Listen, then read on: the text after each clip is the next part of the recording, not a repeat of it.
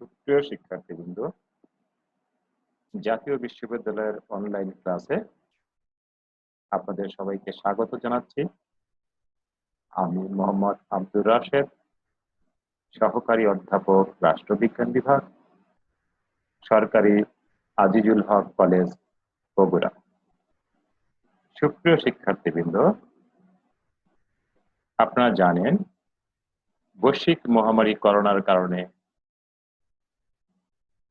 সারা বিশ্ব ব্যবস্থা আজ বিপর্যস্ত। করোনাকালীন এই সময়ে শিক্ষা কার্যক্রম চলমান রাখার স্বার্থে জাতীয় বিশ্ববিদ্যালয় কর্তৃপক্ষ যে উদ্যোগ গ্রহণ করেছে, আমি তাকে স্বাগত জানাচ্ছি। জাতীয় বিশ্ববিদ্যালয়ের এই উদ্যোগের সাথে যুক্ত হতে পেরে আমি আনন্দিত। সুপ্রিয় শিক্ষার্থীবৃন্দ, আমি আশা করি স্বাস্থ্যবিধি মেনে আপনারা সবাই সুস্থ আছেন এবং আগামী দিনগুলোতে স্বাস্থ্যবিধি মেনে চলবেন। সুপ্রিয় শিক্ষার্থীবৃন্দ, আজকে আমি জাতীয় বিশ্ববিদ্যালয়ের সিলেবাসভুক্ত মাস্টার্স প্রিলিমিনারি কোর্সের আন্তর্জাতিক রাজনীতি পরিচিতি বা ইন্ট্রোডাকশন টু ইন্টারন্যাশনাল পলিটিক্স এর প্রথম অধ্যায় অর্থাৎ লেকচার নাম্বার 1 এর আন্তর্জাতিক রাজনীতির সংজ্ঞা, পরিধি ও বিষয়বস্তু নিয়ে আপনাদের সঙ্গে আলোচনায় যুক্ত হচ্ছে। আশা করি আপনারা আমার সঙ্গে থাকবেন। সুপ্রিয় শিক্ষার্থীবৃন্দ, আমরা শুরুতেই জেনে নিব আমাদের আলোচ্য সূচিতে কি কি বিষয় রয়েছে। আজকে আমরা যে বিষয়গুলো শিখব সেগুলো হচ্ছে আন্তর্জাতিক রাজনীতির সংজ্ঞা, আন্তর্জাতিক রাজনীতির বৈশিষ্ট্য, আন্তর্জাতিক রাজনীতির প্রকৃতি ও পরিধি, আন্তর্জাতিক রাজনীতি নিয়ন্ত্রণকারী শক্তিসমূহ, আন্তর্জাতিক রাজনীতি পাঠের প্রয়োজনীয়তা এবং আন্তর্জাতিক রাজনীতির সমস্যাবলী।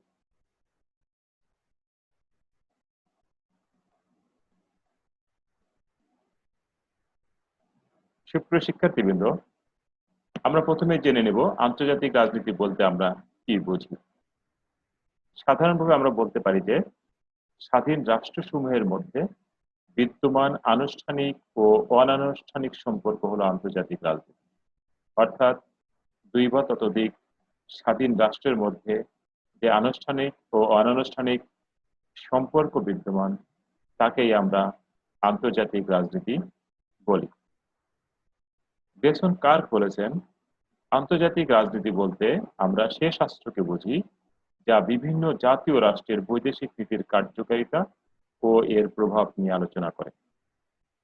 প্রিয় শিক্ষার্থীবৃন্দ, এই সংজ্ঞায় আন্তর্জাতিক রাজনীতির সাথে যে বৈদেশিক নীতির একটি সম্পর্ক রয়েছে সে বিষয়ের প্রতি গুরুত্ব প্রদান করা হয়েছে। আন্তর্জাতিক রাজনীতির অন্যতম লেখক জন হেনেসিয়ান বলেছেন, international politics describe official political relations between governments actions on behalf their state, অর্থাৎ স্বাধীন রাষ্ট্রগুলোর পক্ষ থেকে তাদের সরকারগুলো আন্তর্জাতিক রাজনীতির ক্ষেত্রে যে কার্যাবলী সম্পাদন করে তাকেই আমরা আন্তর্জাতিক রাজনীতি বলি।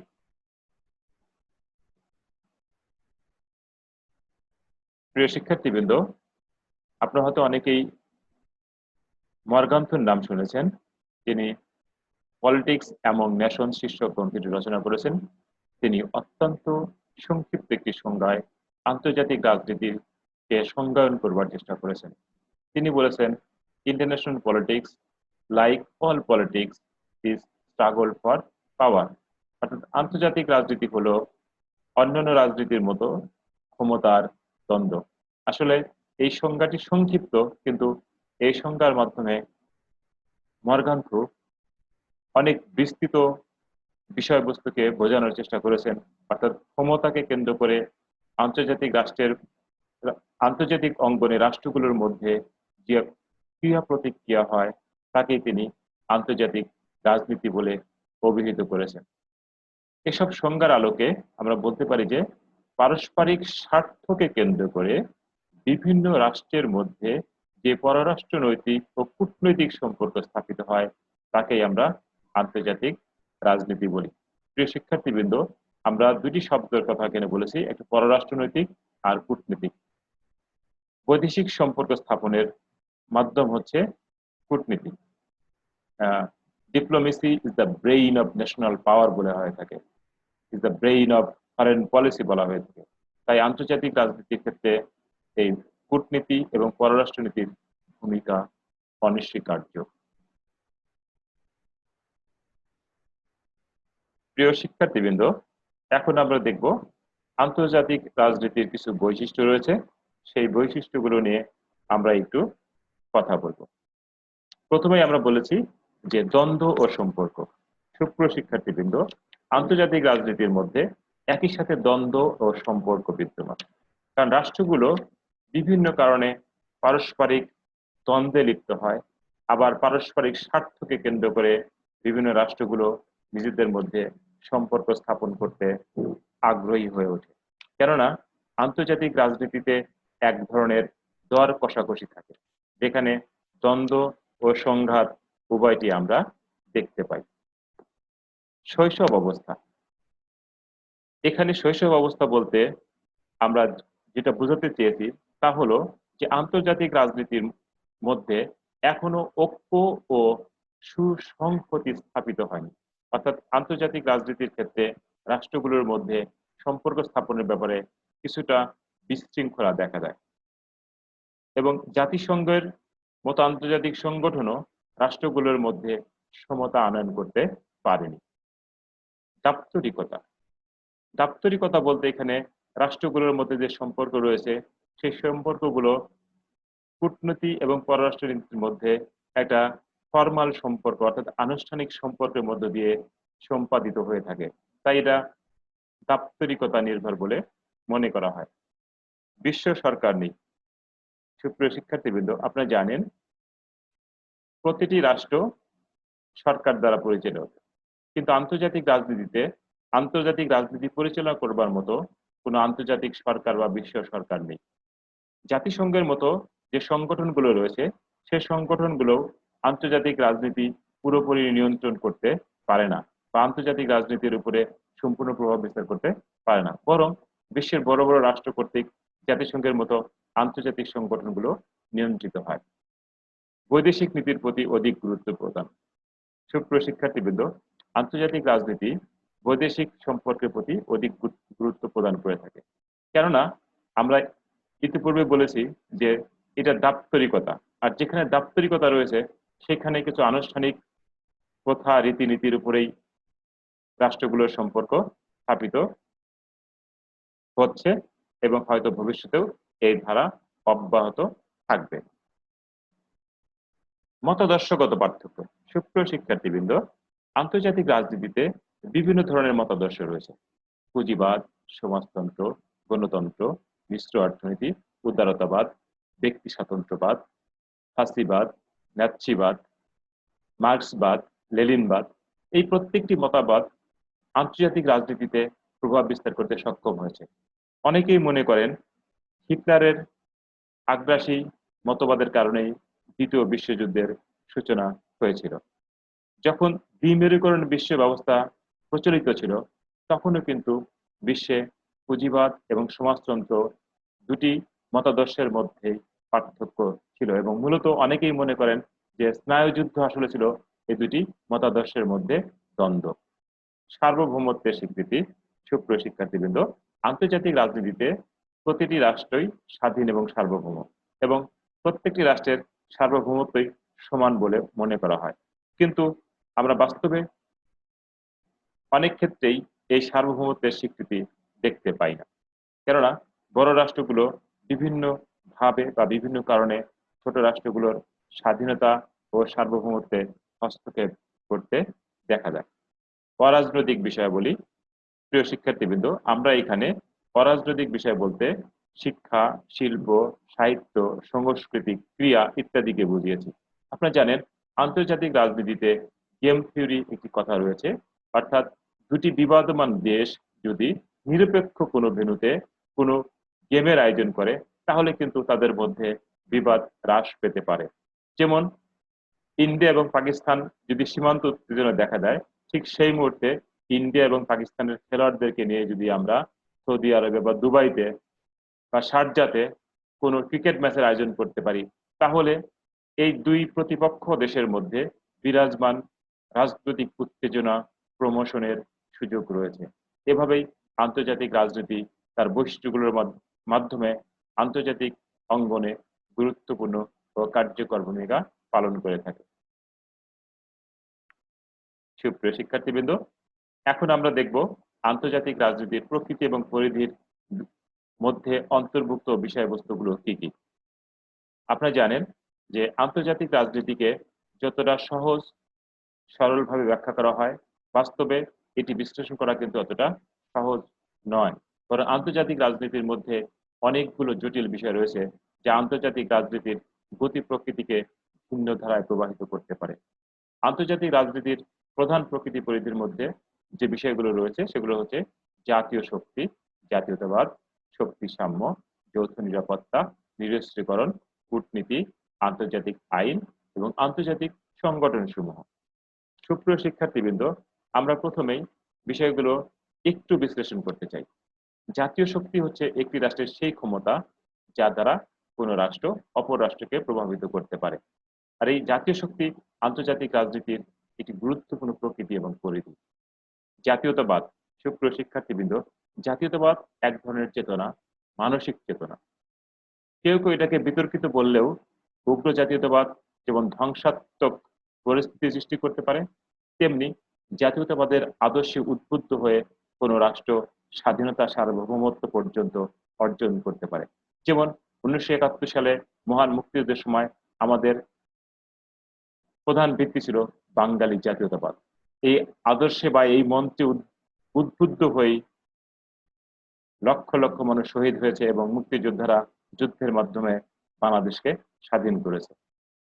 শক্তি সাম্য নীতি, সুপ্রিয় শিক্ষার্থীবৃন্দ, আন্তর্জাতিক রাজনীতিতে শক্তির ভারসাম্য থাকা খুব জরুরি। যদি শক্তির ভারসাম্য না থাকে, সেখানে অস্থিরতা দেখা দেয়। যেমন স্নায়ুযুদ্ধের সময় শক্তির ভারসাম্য ছিল এবং পৃথিবীতে উল্লেখযোগ্য কোনো যুদ্ধ হয়নি। তাই শক্তি সাম্য নীতি আন্তর্জাতিক রাজনীতির পরিধি ও প্রকৃতির অন্তর্ভুক্ত হয়েছে। যৌথ নিরাপত্তা, যৌথ নিরাপত্তা বলতে আমরা বুঝি যে কোনো একটি রাষ্ট্র যদি অপর কোনো রাষ্ট্রকে আক্রমণ করে, তাহলে পৃথিবীর অন্যান্য রাষ্ট্র আক্রমণকারী রাষ্ট্রের বিপক্ষে এবং আক্রান্ত রাষ্ট্রের পক্ষে অবস্থান গ্রহণ করে আক্রমণকারীকে এমন শিক্ষা প্রদান করবে সে যেন ভবিষ্যতে আর মাথা উঁচু করে দাঁড়াতে না পারে। এটি হচ্ছে মূলত যৌথ নিরাপত্তা। আন্তর্জাতিক শান্তি ও নিরাপত্তা রক্ষার জন্য যৌথ নিরাপত্তা অত্যন্ত গুরুত্বপূর্ণ। তাই এটি আন্তর্জাতিক রাজনীতির প্রকৃতি ও পরিধির অন্তর্ভুক্ত। নিরস্ত্রীকরণ, সুপ্রিয় শিক্ষার্থীবৃন্দ, নিরস্ত্রীকরণ বলতে আমরা অস্ত্রের উৎপাদন হ্রাস করাকে বুঝি। বর্তমান বিশ্বে পারমাণবিক অস্ত্রের যেভাবে প্রসার ঘটছে, যদি পারমাণবিক যুদ্ধ শুরু হয় তাহলে এই পৃথিবীর ধ্বংস অনিবার্য। তাই নিরস্ত্রীকরণের মাধ্যমে আমরা পৃথিবীতে শান্তি ও সুস্থিতি বজায় রাখতে পারি। কূটনীতি, কূটনীতি হচ্ছে diplomacy is the brain of national পাওয়ার। সুপ্রিয় শিক্ষার্থীবৃন্দ, একটি রাষ্ট্রের জাতীয় শক্তির মস্তিষ্ক হচ্ছে কূটনীতি। আমরা আন্তর্জাতিক ক্ষেত্রে যে সম্পর্ক স্থাপন করি এটি মূলত কূটনীতির মাধ্যমে। আর কূটনৈতিক সম্পর্ক স্থাপনের প্রধান লক্ষ্য হচ্ছে আলাপ আলোচনার মাধ্যমে নিজের স্বার্থের প্রাধান্য ঘটানো, অর্থাৎ বিভিন্ন রাষ্ট্রের সাথে আলোচনার মাধ্যমে নিজ রাষ্ট্রের স্বার্থের অনুকূলে সিদ্ধান্ত গ্রহণ করাই হচ্ছে কূটনীতির প্রধান কাজ। তাই এটি আন্তর্জাতিক রাজনীতির অন্তর্ভুক্ত।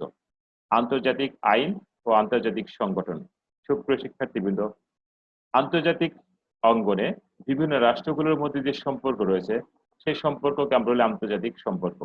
এই সম্পর্কগুলো বিভিন্ন আইন দ্বারা নিয়ন্ত্রিত হয়। বিশেষ করে জাতিসংঘ প্রণীত কিছু মৌলিক আইন রয়েছে যেগুলো দ্বারা পৃথিবীর রাষ্ট্রগুলোর মধ্যে সম্পর্ক স্থাপিত হয়। প্রতিটি রাষ্ট্রই যখন অপর একটি রাষ্ট্রের সাথে সম্পর্ক স্থাপন করতে যায় তখন তাকে আন্তর্জাতিক আইন মেনে চলতে হয়। এবং আন্তর্জাতিক সংগঠন, সুপ্রিয় শিক্ষার্থীবৃন্দ, জাতিসংঘ সহ অনেকগুলো আন্তর্জাতিক সংগঠন রয়েছে যেগুলো বিশ্ব রাজনীতির ক্ষেত্রে অত্যন্ত গুরুত্বপূর্ণ ভূমিকা পালন করে। তার মধ্যে জাতিসংঘ সহ ওয়ার্ল্ড ব্যাংক রয়েছে, তারপরে IMF রয়েছে, WTO আছে। এই সংগঠনগুলোর মাধ্যমে আমরা আন্তর্জাতিক সম্পর্ক কিন্তু স্থাপন করে থাকি এবং কোনো কোনো ক্ষেত্রে এই সম্পর্কগুলো আমরা বিভিন্ন ভাবে নিজ রাষ্ট্রের স্বার্থের অনুকূলে বা এইসব সংগঠনের সাথে যুক্ত হয়ে আমরা প্রত্যেকটি রাষ্ট্রই লাভবান হবার চেষ্টা করে থাকে। সুপ্রিয় শিক্ষার্থীবৃন্দ, আন্তর্জাতিক রাজনীতির প্রকৃতি পরিধির কিছু তাত্ত্বিক বিশ্লেষণ রয়েছে, অর্থাৎ বিভিন্ন আন্তর্জাতিক রাজনীতি বিশ্লেষকদের মতে আন্তর্জাতিক রাজনীতির কয়েকটি প্রকৃতি এবং পরিধি আমরা খুঁজে পাই। সেগুলো হচ্ছে সাম্রাজ্যবাদ, উপনিবেশবাদ, ক্ষমতা ও ক্ষমতার সংগ্রাম, শক্তির ভারসাম্য কাঠামো, আন্তর্জাতিক আইন এবং কূটনীতি। সুপ্রিয় শিক্ষার্থীবৃন্দ, আসলে সারা পৃথিবীতে সাম্রাজ্যবাদ একটি শক্তির প্রভাব আমরা দেখেছি। সাম্রাজ্যবাদী শক্তির প্রধান লক্ষ্য ছিল অন্য রাষ্ট্রের স্বাধীনতা এবং সার্বভৌমত্বের উপরে আঘাত, যা বিভিন্ন সময় আমরা আন্তর্জাতিক রাজনীতিতে দেখেছি যে বৃহৎ রাষ্ট্রগুলো ক্ষুদ্র রাষ্ট্রগুলোর উপরে আধিপত্য বিস্তারের পাশাপাশি তাদের রাজনৈতিক ক্ষমতা বা স্বাধীনতা সার্বভৌমত্ব দখলের মাধ্যমে সাম্রাজ্যবাদ বিস্তার করেছে। সাম্রাজ্যবাদ, উপনিবেশবাদ প্রভাব আমরা ছিল এবং সারা পৃথিবীতেই বৃহৎ রাষ্ট্রগুলো দ্বারা ক্ষুদ্র রাষ্ট্রগুলো নিয়ন্ত্রিত হয়েছে। ক্ষমতা এবং ক্ষমতার সংগ্রাম। সুপ্রিয় শিক্ষার্থীবৃন্দ, ক্ষমতা বলতে আমরা বলছি যে কোনো ব্যক্তির অন্যের উপরে প্রভাব বিস্তারের সামর্থ্য। এখানে ক্ষমতা বলতে কাজ করার সামর্থ্য বোঝায়। যেমন কোনো ব্যক্তি ভালো বক্তৃতা দিতে পারেন, এটি তার এক ধরনের ক্ষমতা। কেউ আবার কবিতা লিখতে পারেন, এটি তার ক্ষমতা। কেউ কঠোর পরিশ্রম করতে পারেন, এটিও তার ক্ষমতা। এই ক্ষমতা কিভাবে অর্জন করা যায় এবং ক্ষমতা কিভাবে ধরে রাখা যায় বা নিজের ক্ষমতা বৃদ্ধি করা যায়, অপরের ক্ষমতা হ্রাস করা যায়, সে লক্ষ্যে মূলত আন্তর্জাতিক রাজনীতি পরিচালিত হয়। শক্তির ভারসাম্য কাঠামো। সুপ্রিয় শিক্ষার্থীবৃন্দ, আন্তর্জাতিক রাজনীতিতে স্থিতিশীলতা বজায় রাখার জন্য শক্তির ভারসাম্য অপরিহার্য। তাই শক্তির ভারসাম্য ছাড়া আন্তর্জাতিক রাজনীতিতে স্থিতিশীলতা বজায় রাখা সম্ভব নয় এবং এই কারণেই শক্তির ভারসাম্য আন্তর্জাতিক রাজনীতির পরিধি বিষয়বস্তুর অন্তর্ভুক্ত হয়েছে। আন্তর্জাতিক আইন, ইতিপূর্বে আমি বলেছি যে আন্তর্জাতিক অঙ্গনে রাষ্ট্রগুলোর মধ্যে যে ক্রিয়াকলাপ সেগুলো সম্পাদনের জন্য আন্তর্জাতিক আইন প্রয়োজন এবং আন্তর্জাতিক আইনের সাথে রয়েছে কূটনীতি। আমরা জানি যে একটি রাষ্ট্র অপর একটি রাষ্ট্রের সাথে যে সম্পর্ক স্থাপন করে সেই সম্পর্ক বাস্তবায়নের প্রধানতম মাধ্যম হচ্ছে কূটনীতি। কূটনীতির মাধ্যমেই আন্তর্জাতিক রাজনীতি বা পারস্পরিক মিথস্ক্রিয়ার মাধ্যমে রাষ্ট্রগুলো অর্থনৈতিকভাবে লাভবান হবার চেষ্টা করে থাকে। যুদ্ধ ও শান্তি। সুপ্রিয় শিক্ষার্থীবৃন্দ, যুদ্ধ আন্তর্জাতিক রাজনীতির একটি প্রধানতম সমস্যা, তাই এটি আন্তর্জাতিক রাজনীতির বিষয়বস্তুর অন্তর্ভুক্ত হয়েছে। পাশাপাশি যুদ্ধহীন অবস্থাকে আমরা বলি হচ্ছে বা যুদ্ধবিহীন অবস্থাকে আমরা বলি হচ্ছে শান্তি এবং এটি আন্তর্জাতিক রাজনীতির গুরুত্বপূর্ণ বিষয়বস্তু। নিরাপত্তা ও যৌথ নিরাপত্তা। সুপ্রিয় শিক্ষার্থীবৃন্দ, নিরাপত্তা বলতে আমরা বুঝি সুরক্ষিত থাকা। যে কোনো ধরনের ভয় ভীতি থেকে সুরক্ষিত থাকাই হচ্ছে নিরাপত্তা এবং প্রত্যেকটি মানুষের জন্মগতভাবেই নিরাপত্তা পাবার অধিকার রয়েছে। তবে নিরাপত্তা বলতে শুধু স্বাধীনতা সার্বভৌমত্বকে বোঝায় না, নিরাপত্তা বলতে দেশের মানুষের নিরাপত্তাকে বোঝায়, এই গ্রহের নিরাপত্তাকে বোঝায়। জাতিসংঘ ও অন্যান্য আন্তর্জাতিক সংগঠন। সুপ্রিয় শিক্ষার্থীবৃন্দ, জাতিসংঘ সারা পৃথিবীর রাষ্ট্রগুলোর সবচেয়ে বড় সংগঠন, যার মাধ্যমে আমরা একটা প্ল্যাটফর্মে দাঁড়িয়েছি। এই জাতিসংঘ এবং তার যে অঙ্গ সংগঠন রয়েছে 6টি: সাধারণ পরিষদ, নিরাপত্তা পরিষদ, অর্থনৈতিক সামাজিক পরিষদ, আন্তর্জাতিক আদালত, অস্থি পরিষদ এবং সচিবালয়। এই সংগঠনগুলো আন্তর্জাতিক রাজনীতির গুরুত্বপূর্ণ আলোচ্য বিষয়। বৈদেশিক নীতি। বর্তমান বিশ্বে কোনো রাষ্ট্রই আত্মনির্ভরশীল নয়। প্রতিটি রাষ্ট্রই সামাজিক, রাজনৈতিক, অর্থনৈতিক ভাবে পরস্পর নির্ভরশীল। এই নির্ভরশীলতার বহিঃপ্রকাশ ঘটে কিন্তু বৈদেশিক নীতির মাধ্যমে। আন্তর্জাতিক আইন ও নৈতিকতা। সুপ্রিয় শিক্ষার্থীবৃন্দ, আন্তর্জাতিক আইনের সাথে এটি বিষয় রয়েছে নৈতিকতা। আজকে আমরা যে বিশ্বায়নের যুগে বাস করছি, সারা পৃথিবীতে আজকে করোনা ভাইরাসের আক্রমণ বা প্রাদুর্ভাব দেখতে পাচ্ছি। এখন উন্নত বিশ্ব যদি করোনা ভাইরাসের ভ্যাকসিন আবিষ্কার করতে পারে, তাহলে তারা যদি নৈতিকভাবে চিন্তা করে, তাহলে পৃথিবীর যে সমস্ত দেশ করোনা ভাইরাসের টিকা আবিষ্কার করতে পারবে না, তাদেরকে স্বল্প মূল্যে এই টিকাটি সরবরাহ করতে হবে। কিন্তু যদি তা না করা হয়, সেখানে কিন্তু অনৈতিকতার প্রশ্ন চলে আসে। তাই আন্তর্জাতিক রাজনীতির সাথে নৈতিকতার একটি সম্পর্ক রয়েছে। কেননা পৃথিবীর রাষ্ট্রগুলো পরস্পর নির্ভরশীল। এই নির্ভরশীলতার ভিত্তিতে যে সম্পর্ক স্থাপিত হয়, সেখানে নৈতিকতার বিষয়টি গুরুত্বপূর্ণভাবে বিবেচিত হয়। কেননা নৈতিকভাবে যদি কোনো রাষ্ট্র আরেক রাষ্ট্রকে সমর্থন না করে, তাহলে কিন্তু আন্তর্জাতিক সমস্যা আরো বৃদ্ধি পাবে। জনমত, সুপ্রিয় শিক্ষার্থীবৃন্দ, আন্তর্জাতিকভাবে জনমতের প্রয়োজন হয় কোনো বিষয়ের উপরে জনগণের সুচিন্তিত মতামতকে আমরা জনমত বলি। এই জনমতের ভিত্তিতেও আন্তর্জাতিক রাজনীতি পরিবর্তিত হয়, প্রভাবিত হয়। তাই এটি আন্তর্জাতিক রাজনীতির আলোচ্য বিষয়। বিশ্ব সম্প্রদায়, সুপ্রিয় শিক্ষার্থীবৃন্দ, বর্তমানে আমরা যে যুগে বাস করছি এটাকে বলা হয়েছে বিশ্বায়নের যুগ। মার্শাল ম্যাকলুহান এটাকে গ্লোবাল ভিলেজ বলেছেন। অর্থাৎ পৃথিবীর কোন রাষ্ট্রের মানুষের সুখে দুঃখে অপর রাষ্ট্রের মানুষ তার পাশে গিয়ে দাঁড়াবে, এটাই কিন্তু স্বাভাবিক। কিন্তু আমরা যদি তা না করি, তাহলে কিন্তু আমরা বিশ্ব সম্পদের পরিচয় বহন করলাম না। তাই এই করোনাকালীন সময়ে সারা পৃথিবীর মানুষ অপর দেশের মানুষকে সহযোগিতায় এগিয়ে আসবে, তাহলেই মূলত আন্তর্জাতিক রাজনীতির যে পরিধি বিষয়বস্তু, সেগুলো থেকে জ্ঞান অর্জনের মাধ্যমে আমরা বিশ্বের শান্তি এবং সুস্থিতি বজায় রাখতে সক্ষম হব। সুপ্রিয় শিক্ষার্থীবৃন্দ, আমরা এতক্ষণ আন্তর্জাতিক রাজনীতির প্রকৃতি ও পরিধি নিয়ে আলোচনা করলাম। এখন আমরা দেখব আন্তর্জাতিক রাজনীতি নিয়ন্ত্রণকারী শক্তিসমূহ, অর্থাৎ কি কি বিষয় আন্তর্জাতিক রাজনীতিকে নিয়ন্ত্রণ করে। মূলত 4টি উপাদান আন্তর্জাতিক রাজনীতিকে নিয়ন্ত্রণ করে। উপাদানগুলো হচ্ছে অন্য রাষ্ট্রের ভূখণ্ড ও জনগণের উপর আধিপত্য বিস্তার, 2 হচ্ছে অন্য দেশের সাথে সংযোগ স্থাপনের ইচ্ছা, 3 হচ্ছে জীবনযাত্রার মান ও অর্থনৈতিক উন্নয়নের চেষ্টা, এবং 4র্থ হচ্ছে শক্তি ও জাতীয় নিরাপত্তা অন্বেষণ। সুপ্রিয় শিক্ষার্থীবৃন্দ,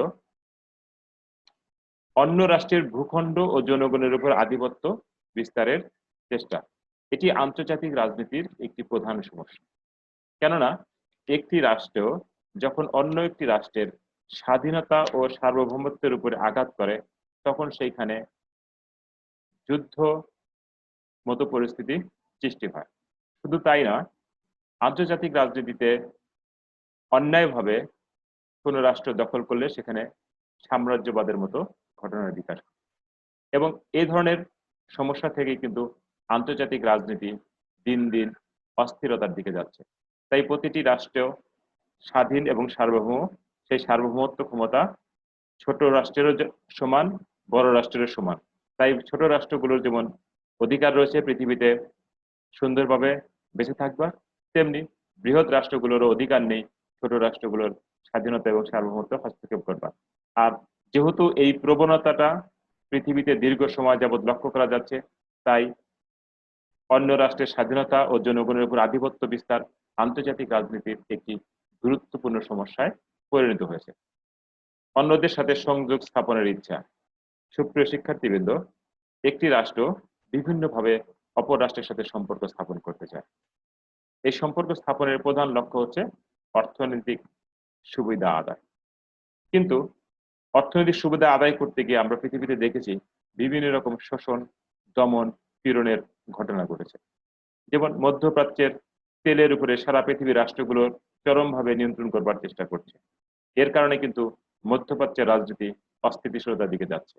তাই শুধু সম্পর্ক স্থাপন করতে হবে না, সুসম্পর্ক স্থাপনের মাধ্যমে আন্তর্জাতিক রাজনীতি স্থিতিশীল রাখতে হবে। তাছাড়া সম্পর্ক স্থাপনের মাধ্যমে আন্তর্জাতিক রাজনীতি নিয়ন্ত্রিত হতে পারে। এখানে আরেকটি কথা আমি বলতে চাই, পৃথিবীর বিভিন্ন রাষ্ট্রগুলো, বৃহৎ রাষ্ট্রগুলো নিজেদের মধ্যে জোটবদ্ধ হয়ে কিন্তু আন্তর্জাতিক রাজনীতিতে প্রভাব বিস্তার করছে, ক্ষুদ্র ক্ষুদ্র রাষ্ট্রগুলোকে নিয়ন্ত্রণ করছে। জীবনযাত্রার মান ও অর্থনৈতিক উন্নয়নের চেষ্টা। সুপ্রিয় শিক্ষার্থীবৃন্দ, আধুনিক যুগে প্রতিটি রাষ্ট্রের লক্ষ্যই হচ্ছে অর্থনৈতিক উন্নয়ন। আর এই অর্থনৈতিক উন্নয়নকে সামনে রেখেই প্রতিটি রাষ্ট্র অপর রাষ্ট্রের সাথে সম্পর্ক স্থাপন করতে আগ্রহী হয়ে ওঠে এবং অর্থনৈতিক উন্নয়নের চেষ্টার মাধ্যমে একটি রাষ্ট্র অপর রাষ্ট্রের উপরে প্রভাব বা আধিপত্য বিস্তার করে থাকে, যার কারণে আন্তর্জাতিক রাজনীতিতে এই অর্থনীতিকে কেন্দ্র করেই আন্তর্জাতিক রাজনীতি নিয়ন্ত্রিত হচ্ছে এবং যে রাষ্ট্রের অর্থনীতি যত বেশি শক্তিশালী সে রাষ্ট্র কিন্তু আন্তর্জাতিক রাজনীতিতে তত বেশি প্রভাব বিস্তার করছে। শক্তি ও জাতীয় নিরাপত্তা অন্বেষণ। শক্তি বলতে আমরা ইতিপূর্বে বলেছি কোন রাষ্ট্রের সেই ক্ষমতা যে ক্ষমতা রাষ্ট্র অপর রাষ্ট্রের উপরে নিজের প্রভাব বা আধিপত্য বিস্তার করতে পারে। শক্তির সাথে জাতীয় নিরাপত্তার কথা বলা হয়েছে। আমরা অনেক সময় দেখি বৃহৎ রাষ্ট্রগুলো তাদের প্রতিবেশী ক্ষুদ্র রাষ্ট্রকে নিজের নিয়ন্ত্রণে রাখবার চেষ্টা করে।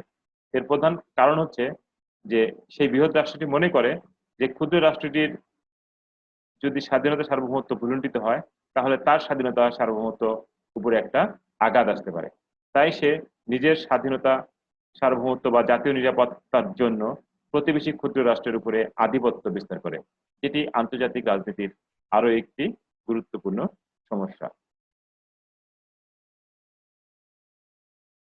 সুপ্রিয় শিক্ষার্থীবৃন্দ, আমরা এখন দেখব আন্তর্জাতিক রাজনীতির নিয়ন্ত্রণকারী শক্তিসমূহ কি কি, অর্থাৎ কি কি বিষয় আন্তর্জাতিক রাজনীতিকে নিয়ন্ত্রণ করে। প্রথমে হচ্ছে শক্তি বা ক্ষমতা। আন্তর্জাতিক রাজনীতির সংজ্ঞায় আমরা বলেছি international politics like all politics is struggle for পাওয়ার, অর্থাৎ আন্তর্জাতিক রাজনীতি হচ্ছে অন্যান্য রাজনীতির মতোই শক্তি বা ক্ষমতার লড়াই। ঠিক আন্তর্জাতিক রাজনীতিতেও এই শক্তি একটি গুরুত্বপূর্ণ ফ্যাক্টর, কেননা শক্তি ছাড়া কোনো রাষ্ট্রই আন্তর্জাতিক রাজনীতিতে স্বাধীনভাবে চলতে পারে না, তেমনি অন্যের প্রভাব থেকে নিজেকে রক্ষা করতে পারে না। শক্তির বিভিন্ন অর্থ রয়েছে।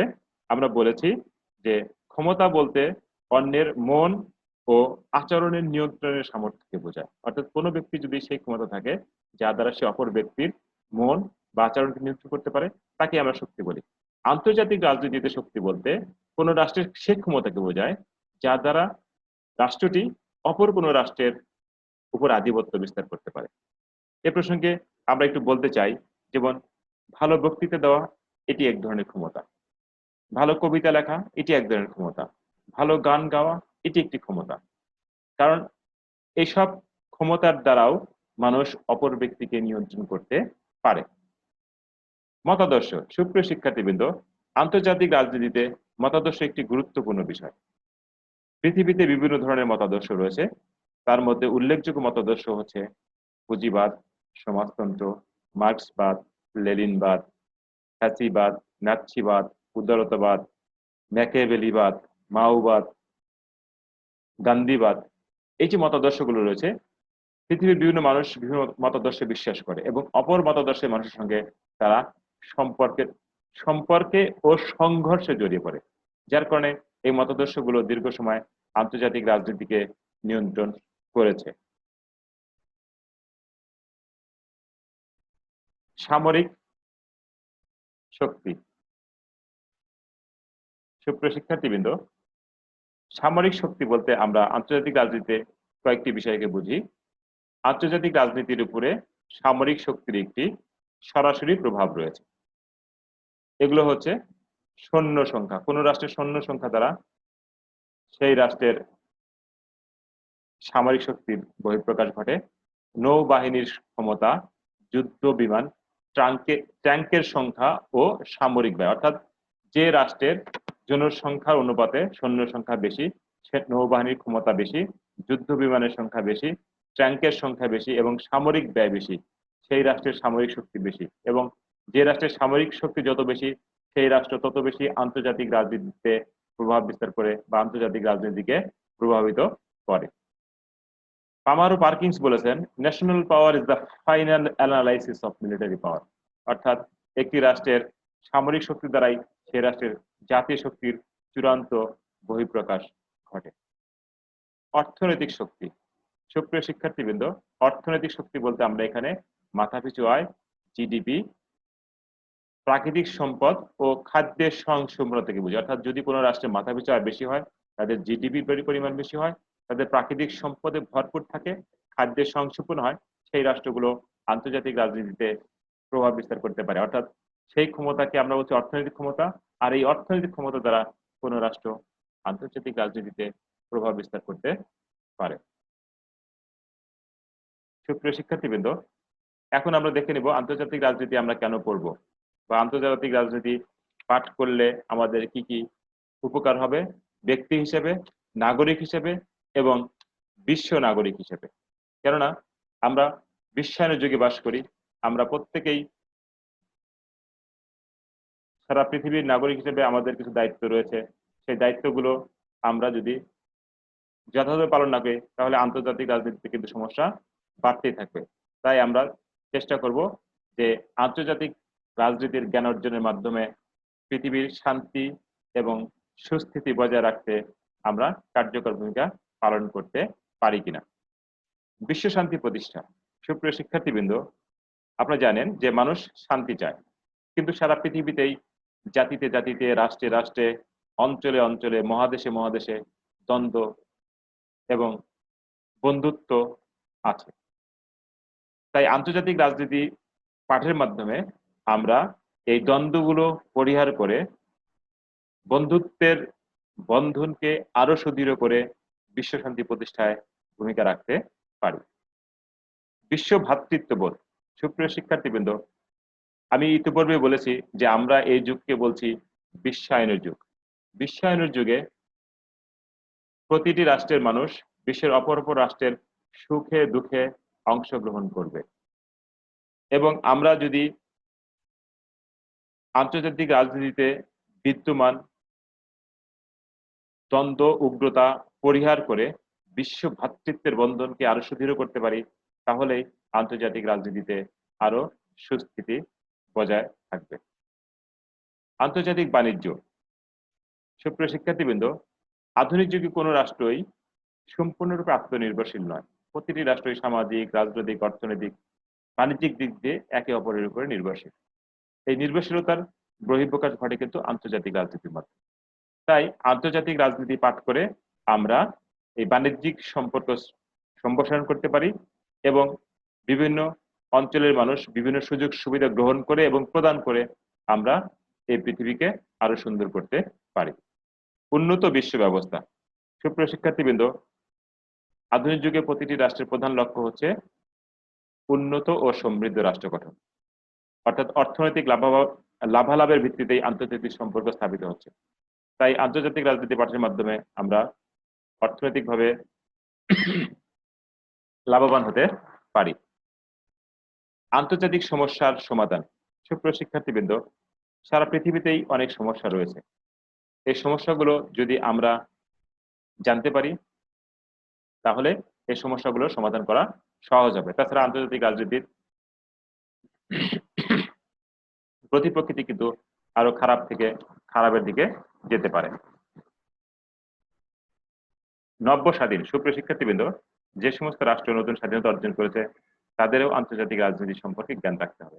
কেননা আন্তর্জাতিক রাজনীতির জ্ঞান ছাড়া আন্তর্জাতিক অঙ্গনে সক্রিয় ভূমিকা পালন করা সম্ভব নয়। আন্তর্জাতিক আইন সম্পর্কে জ্ঞান অর্জন। সুপ্রিয় শিক্ষার্থীবৃন্দ, আমরা যদি আন্তর্জাতিক আইন সম্পর্কে জ্ঞান অর্জন করতে চাই, তাহলে আমাদের আন্তর্জাতিক রাজনীতি পাঠ করতে হবে। তাই আমরা আন্তর্জাতিক জ্ঞান অর্জনের জন্য আন্তর্জাতিক রাজনীতি পাঠ করব। আমাদের জ্ঞানের পরিধি আন্তর্জাতিক অঙ্গনে বিভিন্ন ঘটনাবলী ঘটে, এই ঘটনাবলী সম্পর্কে আমাদের জ্ঞান অর্জনের জন্য আন্তর্জাতিক রাজনীতি পাঠ করা প্রয়োজন। মানব অস্তিত্ব বজায় রাখা। সুপ্রিয় শিক্ষার্থীবৃন্দ, সারা পৃথিবীতেই মানুষ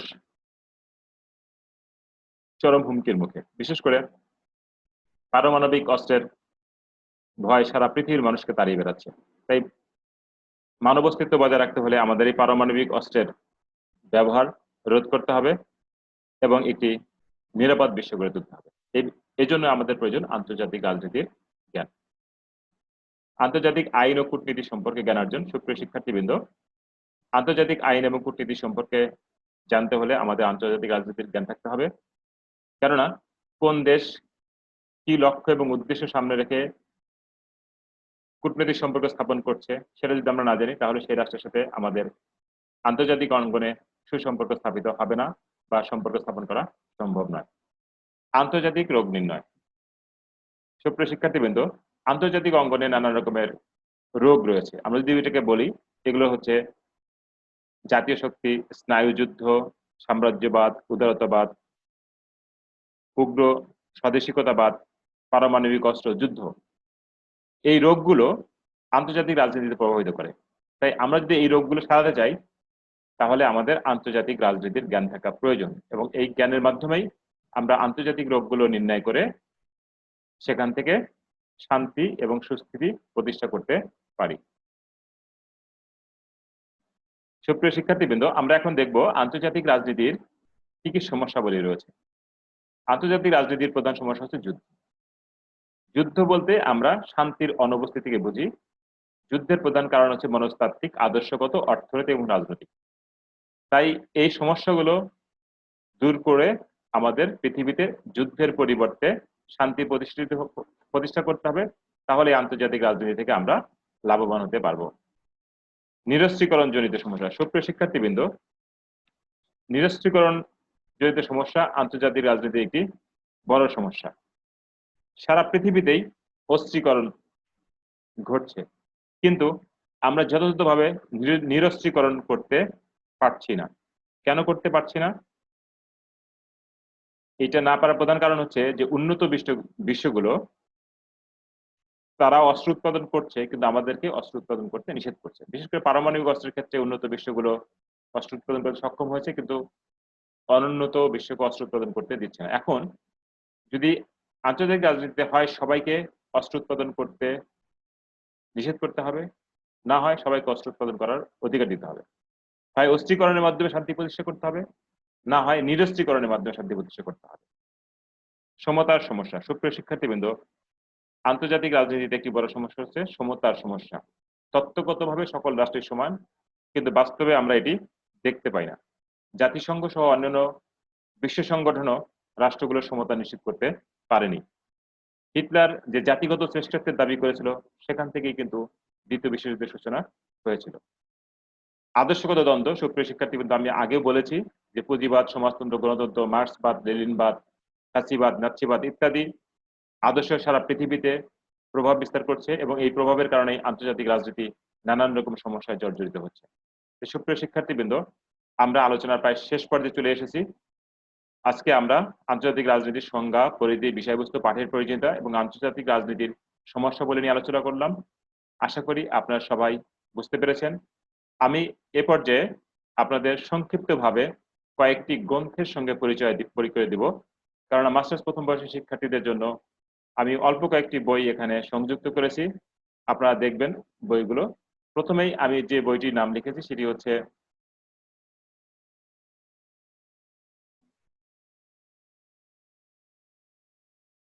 politics among nations, Hans J মর্গানথুর একটি বই।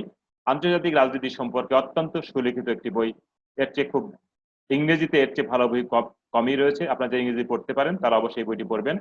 দ্বিতীয়ত হচ্ছে কূটনীতি কোষ। প্রিয় শিক্ষার্থীবৃন্দ, রাষ্ট্রবিজ্ঞান শিক্ষার্থী হিসেবে আপনাদের এই বইটি সম্পর্কে ধারণা থাকা প্রয়োজন। অত্যন্ত সহজভাবে রাষ্ট্রবিজ্ঞান অনেক বিষয়বস্তু এর মধ্যে অন্তর্ভুক্ত হয়েছে। এটি আর একটি বই ইন্টারন্যাশনাল পলিটিক্স এর। আর স্যামুয়েল পি হান্টিংটনের একটি বই political order in changing society. এটি সমসাময়িক রাজনীতি বুঝতে হলে আপনাকে বইটি পড়তে হবে। এখানে আন্তর্জাতিক সম্পর্কের ইতিহাস আব্দুল হালিমের স্যারের দুটি বই দেখানো হয়েছে। আপনারা এই দুটি বই পড়বেন। বই দুটি অত্যন্ত সহজ এবং সুন্দর করে লেখা আছে। শেষ পৃষ্ঠায় একটি বই আছে অধ্যাপক এমাজউদ্দিন স্যারের, ঢাকা বিশ্ববিদ্যালয়ের সাবেক অধ্যাপক, এবং এই বইটি আমার লেখা বই, আন্তর্জাতিক রাজনীতির মূলনীতি। আমি সহজভাবে উপস্থাপনের চেষ্টা করছি। আশা করি বইগুলো আপনাদের কাজে লাগবে। প্রিয় শিক্ষার্থীবৃন্দ, আমি আজকের আলোচনা এখানে শেষ করছি। আপনি অবশ্যই স্বাস্থ্যবিধি মেনে চলবেন, সুস্থ থাকবেন, সুন্দর থাকবেন। আল্লাহ হাফেজ।